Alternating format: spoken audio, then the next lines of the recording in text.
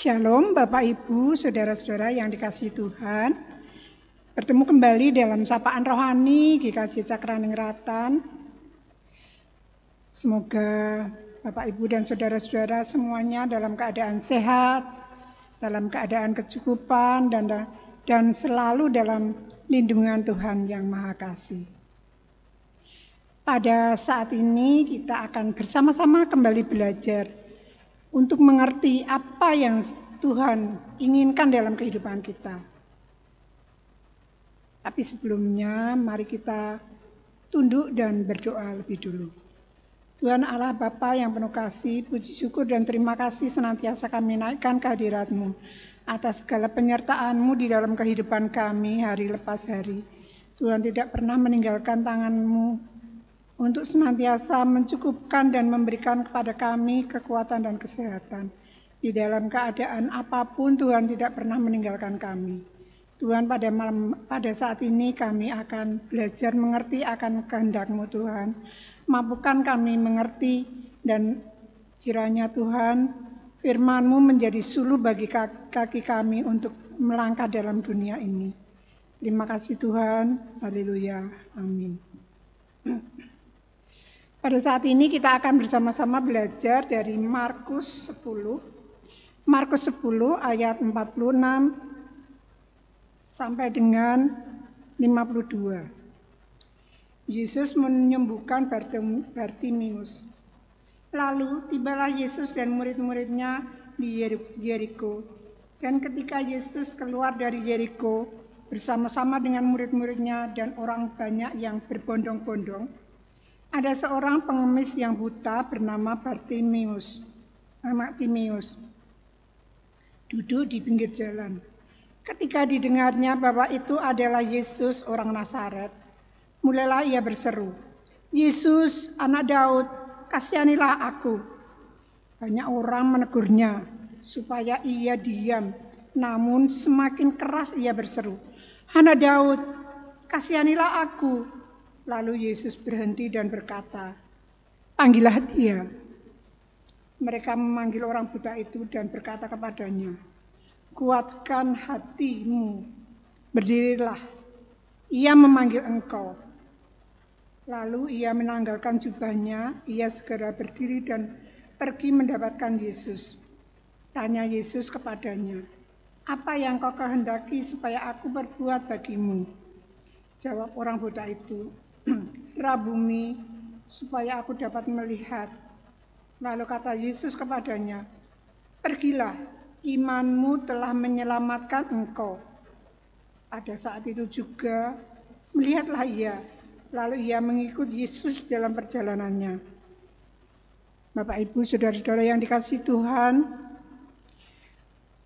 pada saat itu Tuhan Yesus seperti biasa berjalan keluar dari Yeriko ke kota-kota seperti biasanya, dan saat itu Tuhan Yesus melihat dan mampir di sebuah kota dan dia juga diikuti oleh orang banyak. Mereka pengikut Tuhan Yesus itu berbondong-bondong banyak sekali. Dan kemudian di situ diceritakan ada seorang buta di pinggir jalan, dan butanya itu sudah sejak kecil.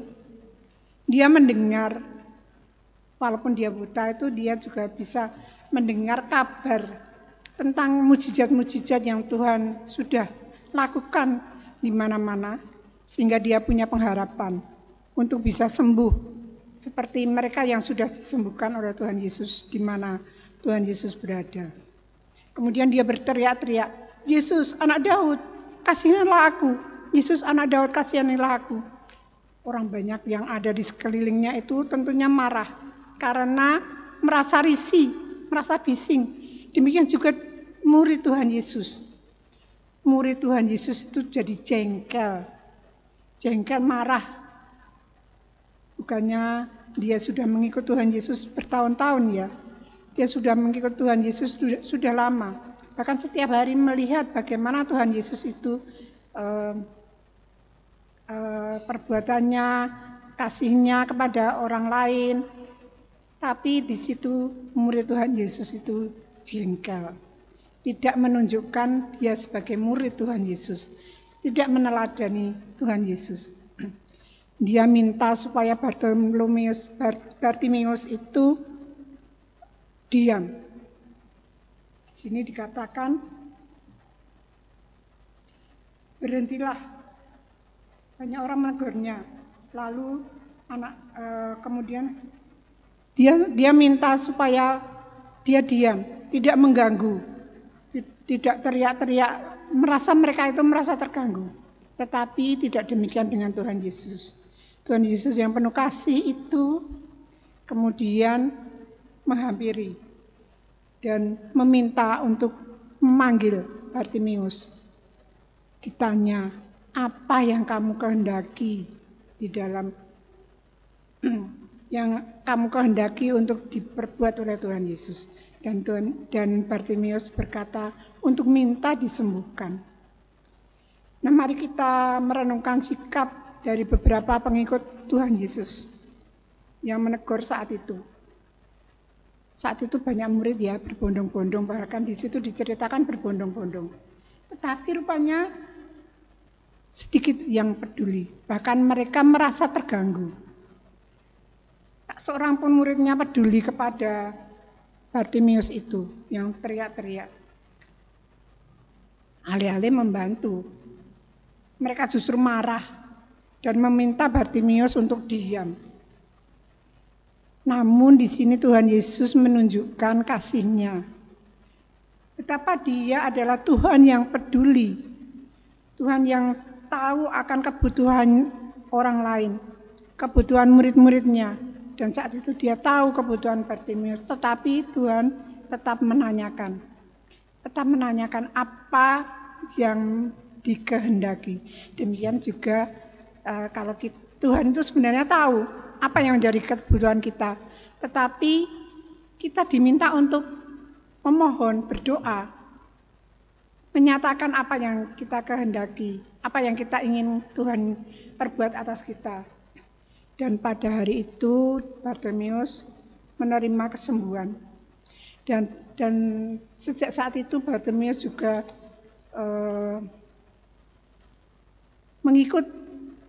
jadi pengikut Tuhan Yesus yang setia.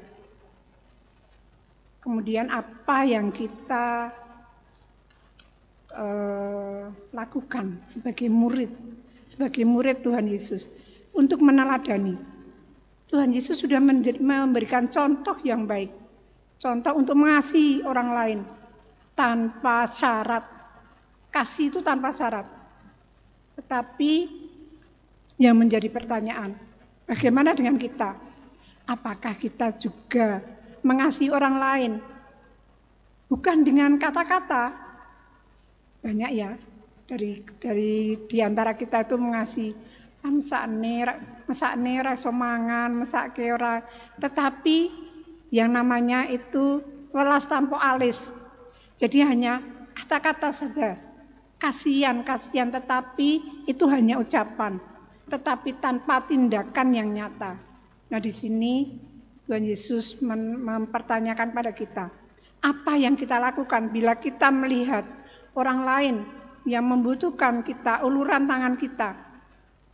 Mungkin juga bukan dengan materi, tapi mungkin dengan kasih, dengan nasihat, ataupun dengan apapun yang dibutuhkan orang itu. Karena kebutuhan orang itu berbeda-beda saat itu. Apalagi di saat sekarang, di saat pandemi belum mereda seperti sekarang ini, bahkan saat mudik tidak bisa, sehingga mereka merasa sangat prihatin karena kerinduannya pada keluarga tidak bisa tersalurkan. Nah, di saat itu kita juga diharapkan untuk menunjukkan kasih kita. Mereka yang terpinggirkan, mereka yang ada di penjara-penjara yang ada di ujung dunia. Yang di ujung dunia itu di mana? Di penjara-penjara, di tempat-tempat yang kumuh. Itu kita diminta untuk menjangkau mereka, menunjukkan buah dari iman kita, menunjukkan bahwa kita itu adalah murid pengikut Tuhan Yesus. Seperti judul pada saat ini, Judulnya adalah pengikut yang peduli. Mari kita peduli. Sebagai pengikut Tuhan Yesus, kita menjadi pengikut yang peduli. Peduli bukan hanya dengan ucapan, tetapi juga dengan tindakan. Kiranya Tuhan Yesus memampukan kita, dan Tuhan Yesus memberkati kita untuk bisa melakukan apa yang Tuhan Yesus inginkan dalam kehidupan kita. Amin.